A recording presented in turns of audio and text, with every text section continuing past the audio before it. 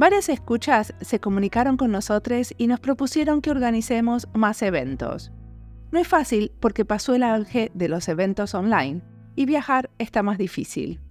Pero ahora lo vamos a intentar. El 23 de septiembre creamos un panel online sobre educación en diseño.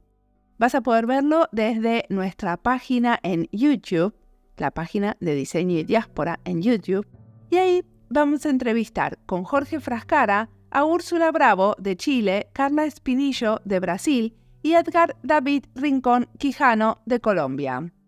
Queremos preguntarles qué es lo que podría contribuir a una educación en diseño más responsable hoy. ¿Qué le falta a la educación en diseño? Obviamente que lo vamos a grabar y será también un podcast en algún momento. Es parte de una serie que estoy produciendo sobre educación en diseño, donde entrevisto a 10 profesores y profesoras haciéndoles las mismas preguntas, y cada una contesta desde su experiencia y sus propios casos. Eso es lo que se viene.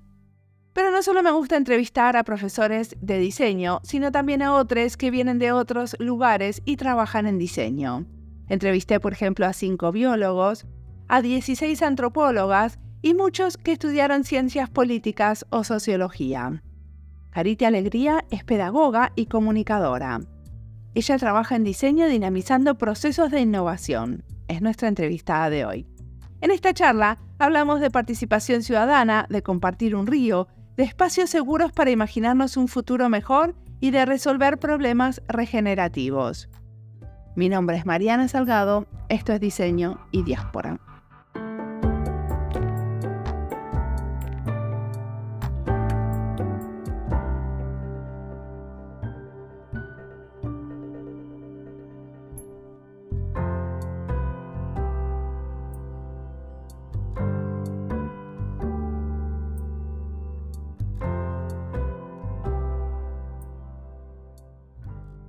Pues hola, yo soy Carita Alegría y vengo aquí a hablar de futuros y de diseño, que es algo que me apasiona.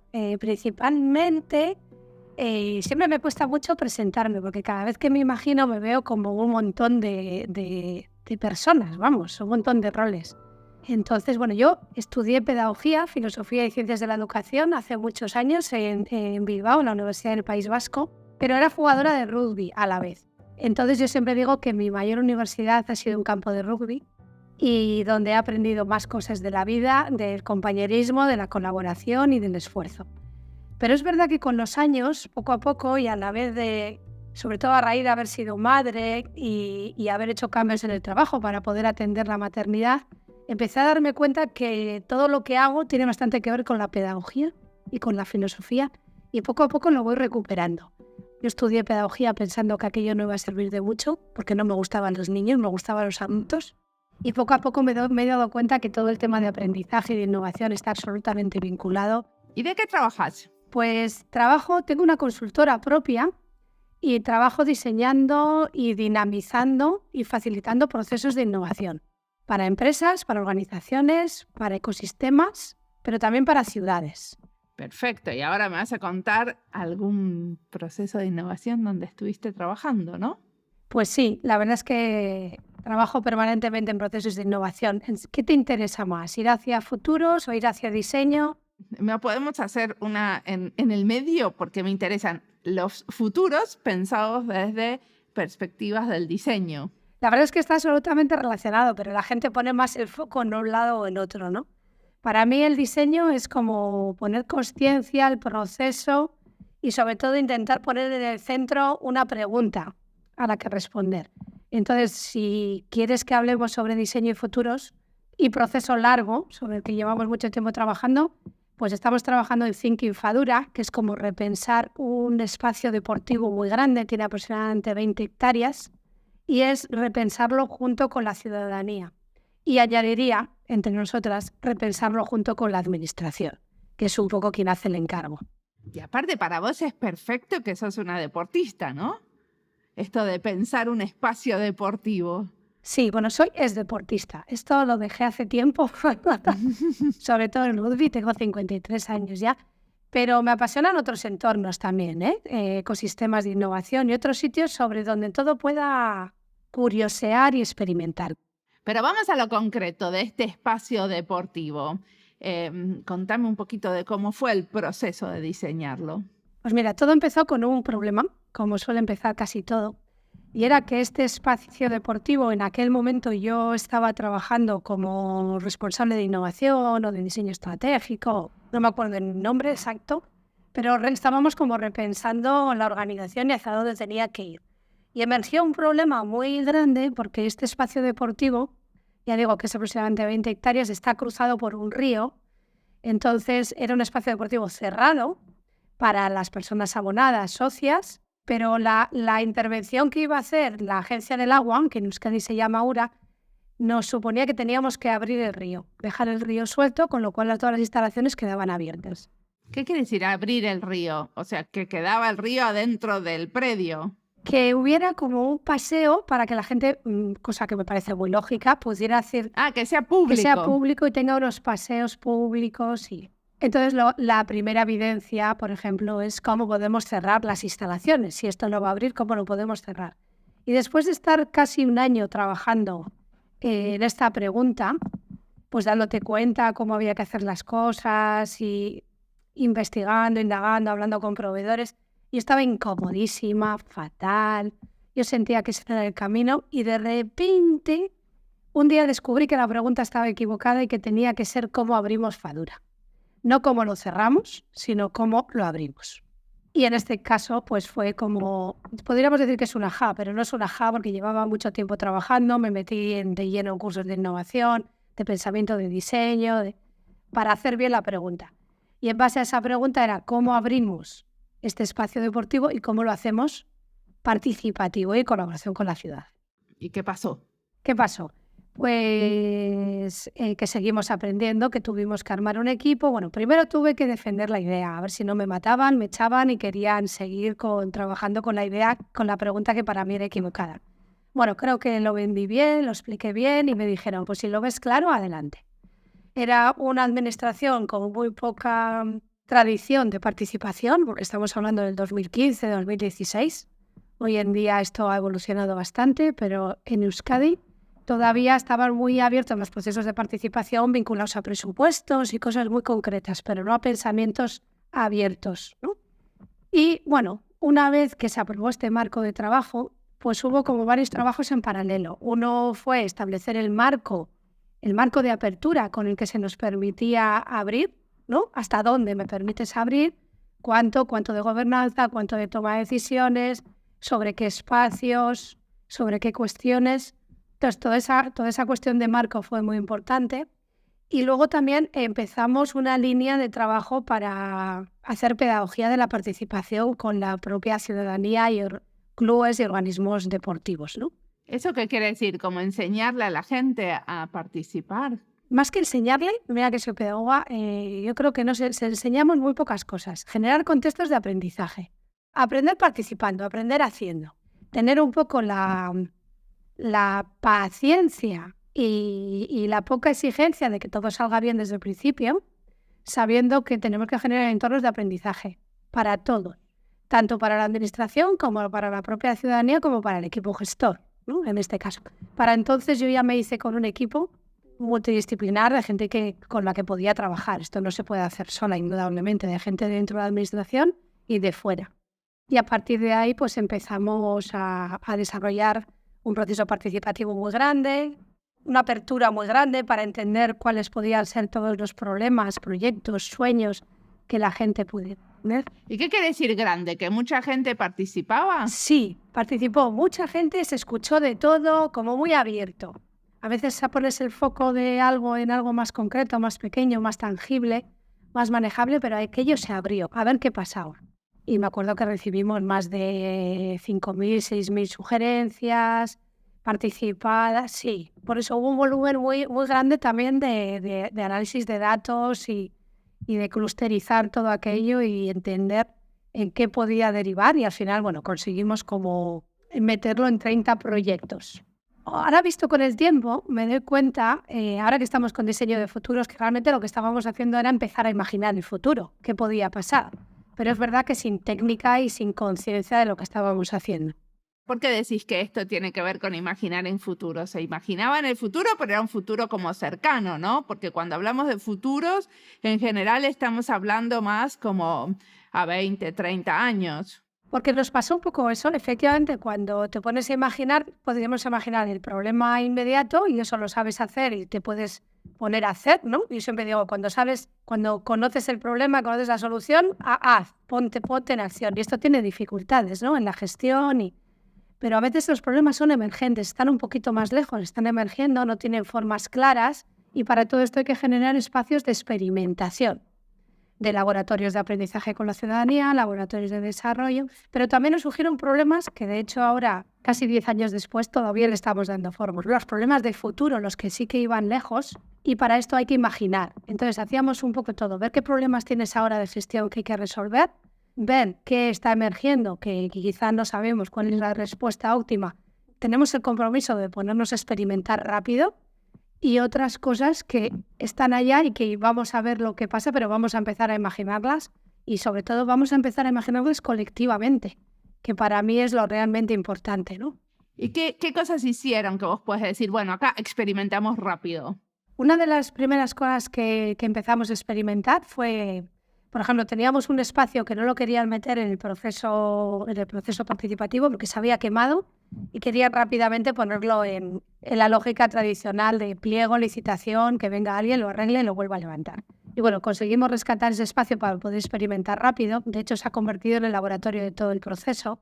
Es un espacio social dentro del polideportivo. Y ahí pudimos ponernos rápido en acción, armar un grupo motor, decidir qué queríamos hacer, se aceleró un poco todo el proceso de licitación y, por ejemplo, también trabajar con cosas que no estén del todo solucionadas, como, por ejemplo, qué tipo de aparcabicis queremos poner. Entonces, con una pregunta ya concreta, nos juntamos en aquel momento fueron todas las tiendas especializadas en bicis del municipio para ver cómo podríamos diseñar el mejor aparcapatinetes y aparcabicicletas para este espacio deportivo. Bueno, y si dibujamos un prototipo, empezamos a poner en marcha ese prototipo, lo pusimos en marcha en un espacio rápido, vimos lo que funcionaba, lo que no funcionaba y ya hemos como estandarizado una respuesta para implantar ya en todos los espacios que se quiera poner esta pequeñita solución, ¿no? ¿Y ya lo usaron eso? Esto ya lo han usado, ya lo estamos usando, sí. Perfecto. Pero no entiendo todavía cuál es el enlace de esto a lo que están haciendo ahora sobre futuros. Pues en aquel momento no estaba el enlace, lo veo ahora, ¿no? Mirando, porque ahora en diseño de futuros pues nos damos cuenta cómo tenemos que generar espacios de imaginar juntos, como te comentaba antes, porque creo que el cambio de mirada está aquí. Hemos hablado últimamente sobre la necesidad de hacer una participación más democrática sobre el diseño de las ciudades y he obtenido bastantes, voy a llamarle crítica constructiva, pero voces que se levantan cuando hablo de esto, decir, bueno, Carita, esto está muy bien, pero hacerlo con mucha gente no. Hacerlo con mucha gente distorsiona, cuidado con la participación. Entonces, una de las cosas que saco de este proceso para aprender sobre diseño de futuros es que no hay otra manera más que hacerlo con la gente que va a usar, que va a ser usuaria, que está siendo usuaria, ¿no? Claro, pero aquí lo que te estaban criticando era la cantidad de gente. Bueno, critican en general que los procesos participativos están muy bien, pero no hay por qué abrirlos tanto. Yo siempre escucho esto, ¿no? De fondo, es como una cancioncilla. La cantidad de gente puede ser. Pero una de las cosas que vos decís es que hay como una crisis de la imaginación y que es difícil realmente hacer como uso de la imaginación pública. Sí, esto es un aprendizaje obtenido en un proyecto muy reciente que hemos tenido en Bilbao Berrikuntza Factoría, dentro del ecosistema de innovación de Vizcaya. Bilbao Berrikuntza Factoría es una fábrica de innovadores, de emprendedores de innovadores de Vizcaya, que lo está liderando la Universidad de Mondragón ahora mismo. Pero hay un evento anual que se abre a todo el ecosistema de innovación de Vizcaya. Y este año hemos querido imaginarnos juntas cómo podría ser un futuro, futuros en plural, cómo podrían ser futuros deseables para detectar palancas y empezar a imaginar hacia dónde ir. Y ya partíamos de la sospecha de que había una crisis de imaginación. Bueno, hay mucha gente hablando de esto, pero lo quisimos poner en práctica.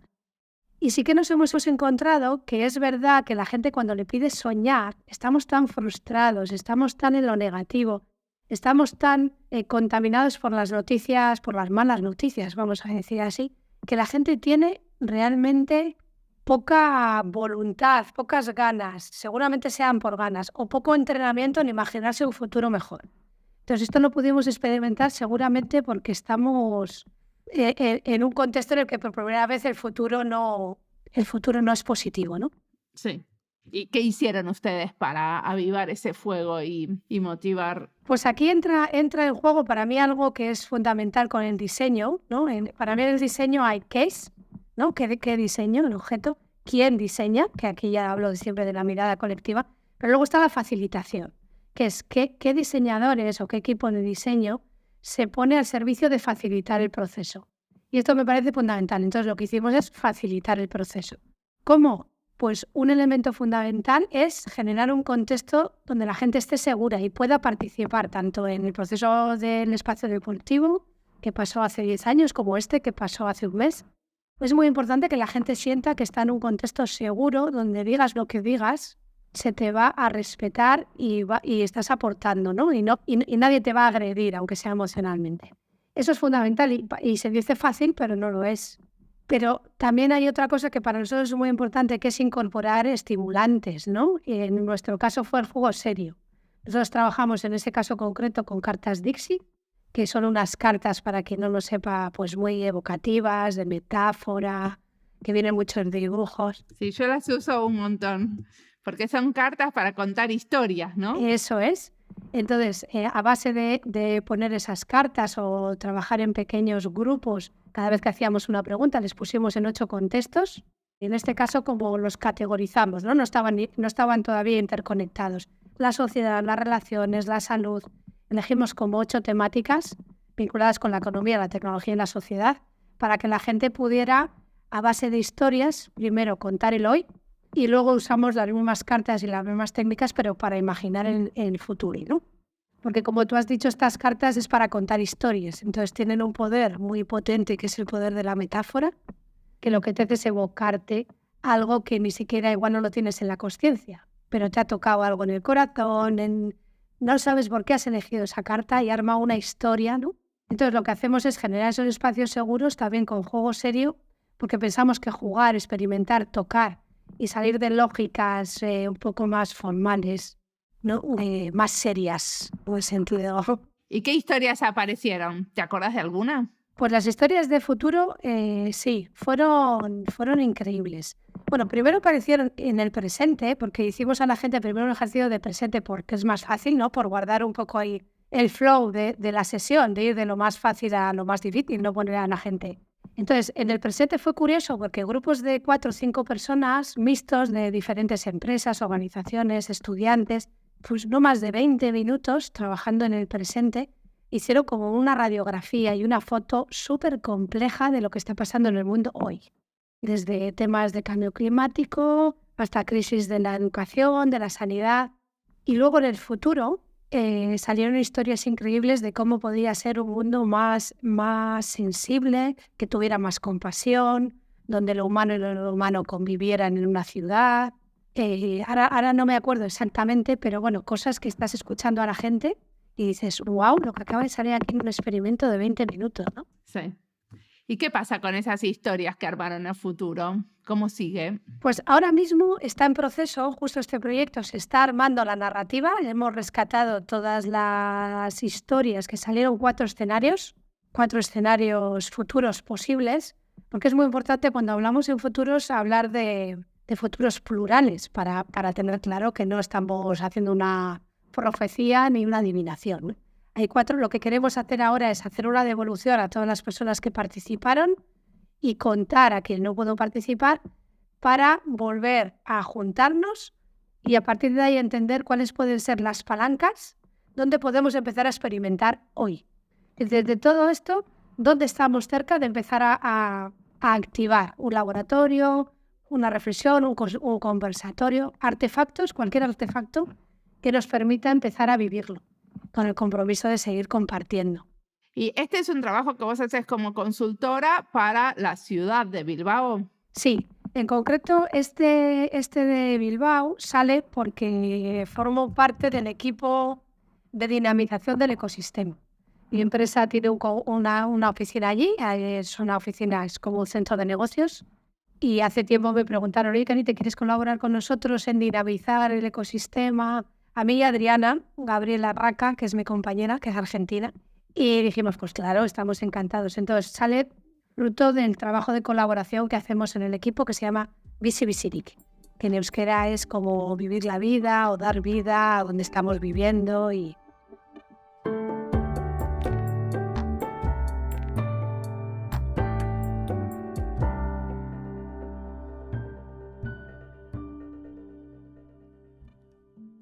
Esta entrevista es parte de las listas Diseño y Futuro, Cambio Organizacional, Ciudad y Diseño, España, Diseño, Juegos y Diseño Sostenible.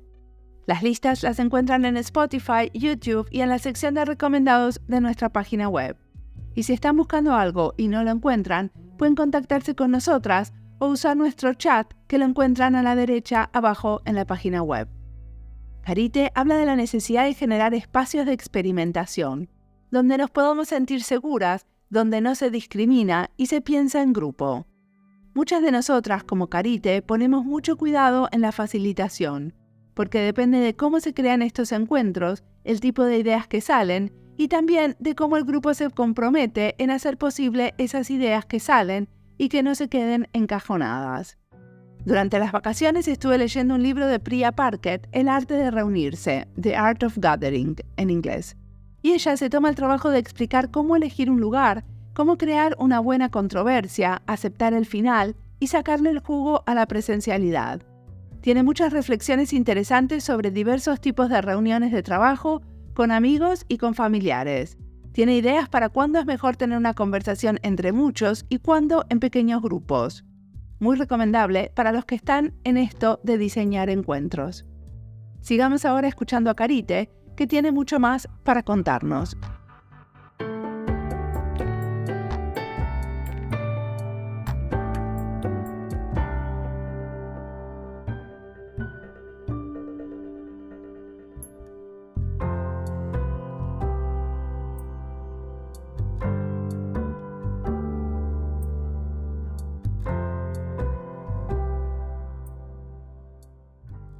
Ustedes están armando como un marco para acompañar un sistema regenerativo. ¿Qué quiere decir eso? Todo esto lo vamos volcando en unos espacios de aprendizaje y este en concreto es el marco Kisuna. Kisuna en vasco significa como es la terminación de la acción, ¿no? de hacer.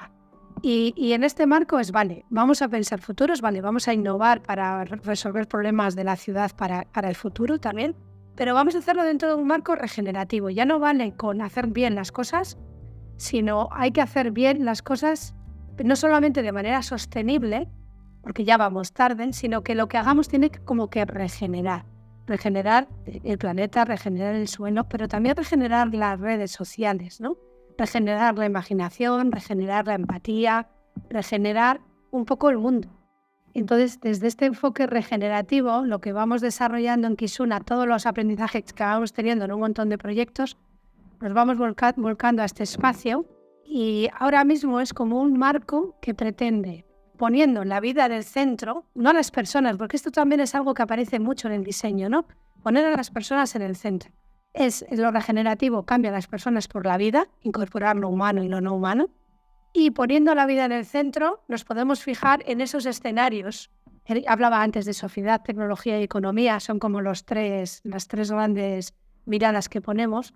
Pero eso es mirar el qué. Pero lo importante es que cualquier ecosistema, poniendo la vida en el centro, se mueve en base a identidades compartidas, a información compartida y a interdependencias clarificadas. Entonces, este marco Kisuna lo que pretende es entender que si estos tres elementos es como el eje de la vida, ¿cómo podemos identificar, hacer una mirada a la tecnología, a la sociedad, a la economía, a lo que queramos, pero desde ahí, desde cómo estamos informando y compartiendo la información, que es cómo generamos conversaciones entre nosotras o entre las instituciones y la ciudadanía, las empresas, que no son conversaciones solamente entendidas como un espacio de encuentro donde nos vemos, que también, sino cómo estamos permanentemente haciendo que la información esté a disposición.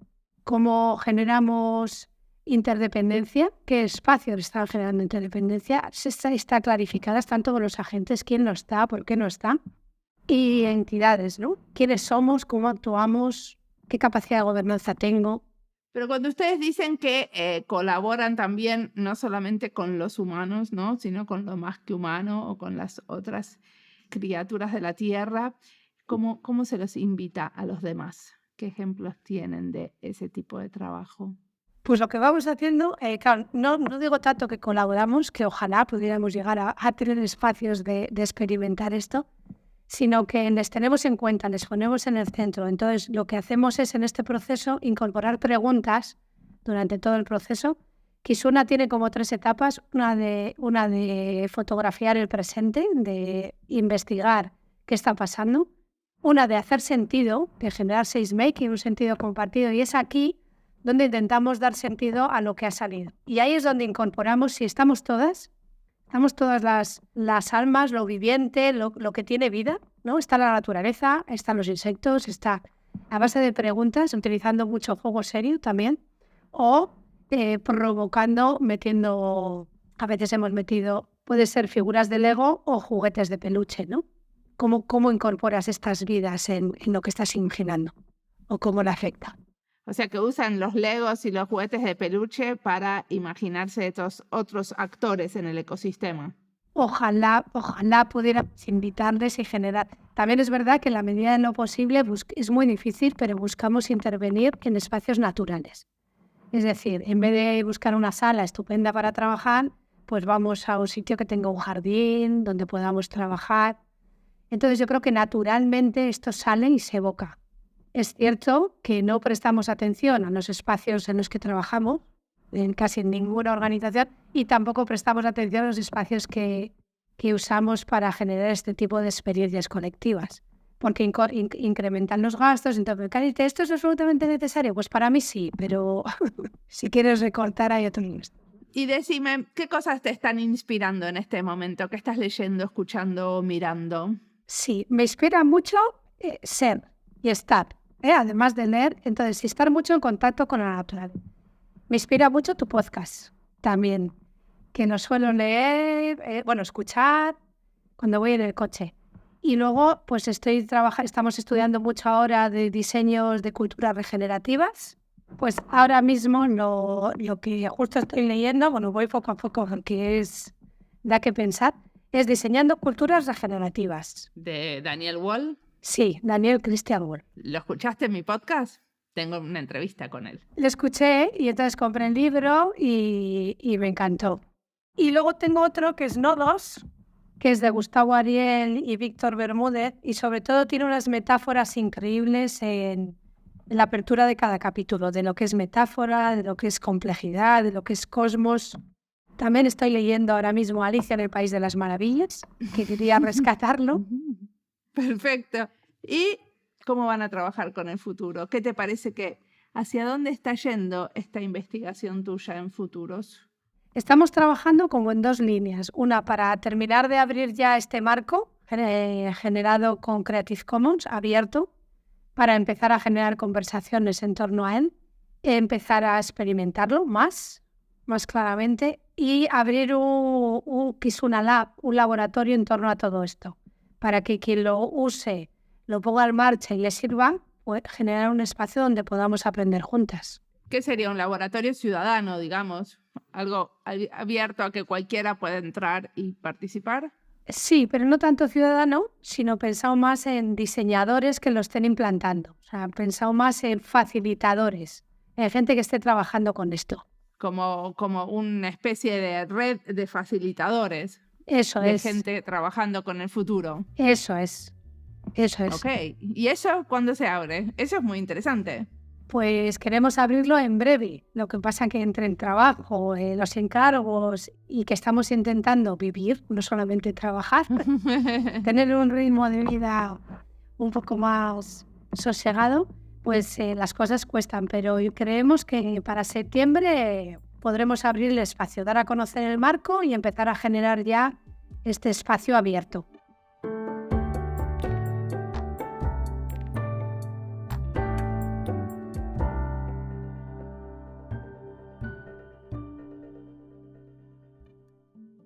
Hacia el final de la entrevista, Carité nos trae el tema de las culturas regenerativas. En el episodio 454 tratamos el tema con Christian Wall, que escribió el libro Designing Regenerative Cultures, diseñando culturas regenerativas.